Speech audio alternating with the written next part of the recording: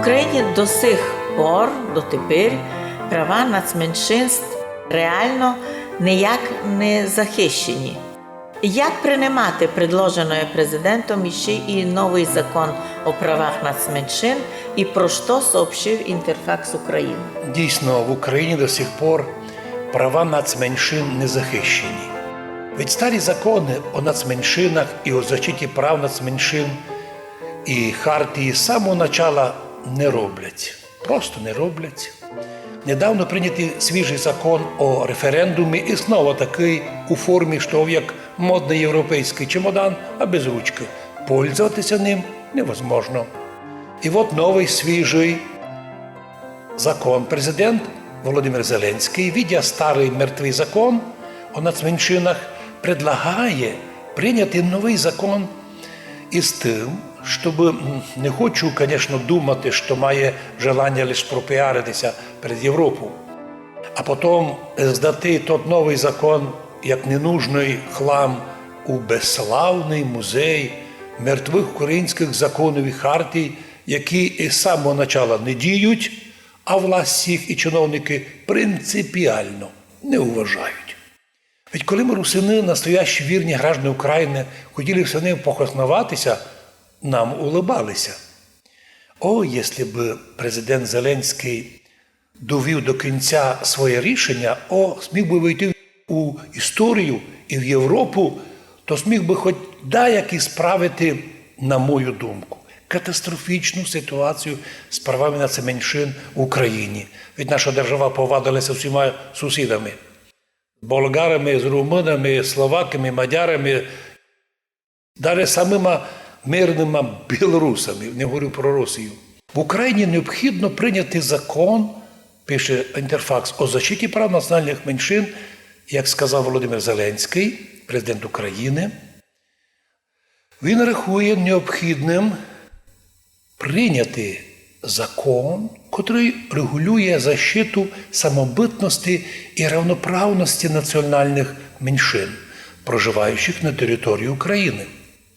Цей закон, на його думку, дасть право національним меншинам таким бути, щоб захищати як свій язик, так і територіальну цілісність і суверенітет України. Но ми, як государство, давно захищаємо. І от продовжує Інтерфакс, цитую я Зеленського. Ми, як государство, захищаємо традиції, праздники, язик, фольклор, національність національних меншин, но одновременно требуємо уваження і до українських традицій, і до язика української мови. Діти любого меншинства національного мусять знати язик свого народу і також і український. І так, знову на цьому становимося. Президент розуміє, я би хотів, щоб і всі чиновники в Україні розуміли це слово, і за такі думки судять. А сьогодні президент каже на всю Україну: діти любого національного меншинства, теж і русинського, повинні знати язик свого народу русинського, ну і державну українську мову. В Закарпаттю ідеально то є. Українська мова в Закарпаттю ніколи не була гонима і в совєтське время, ну а тепер русини владіють українською мовою, но владіють русинським язиком. А от тут проблема. Держава до сих пор не создала условий і навіть протидіє таким просьбам, ну а відповідні агенти ще й грозяться судом. Це є справедливим, цитує слова Зеленського його прес-служба. Також, по його мнению, прийняття такого закону зробить нацменшинства в Україні рівноправно. О, Господи, ми б так і то хотіли.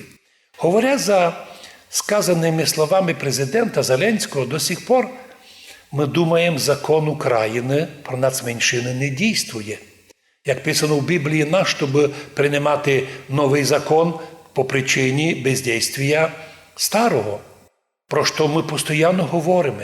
А нам ще й угрожають кару за ту правду, що, на жаль, не працюють закон про національні меншини в Україні, от Зеленський Владимир, президент України, рішив прийняти ще якийсь новий закон. Надіємося, що хоч той закон буде живий. А це не будуть мішати Зеленському усьому його розношерстна команда? Думаю, що айно. Но УТИЛ Интерфакс отмечает, что законодательную инициативу по регулированию правового статуса национальных меньшинств были на совещании под председательством президента. Помогали ему то министр иностранных дел Дмитрий Кулеба, министр культуры, информационной политики Александр Ткаченко, министр образования и науки Сергей Шкирлет, первый заместитель председателя Верховной Рады Руслан Стефанчук, ну и представитель президента у Конституционном суде Федор Ваниславский, заместитель руководителя Офиса президента Ігор Жовква, ну і народні депутати. Як відмітив Кулеба, такий законопроект поможе Україні і на міжнародному рівні в арені, в частності, в вопросі защити прав українців, проживаючих за кордоном. В Україні необхідно прийняти закон у защиті прав національних меншин, говорить Зеленський. Отже, віруємо, що щось із того вийде.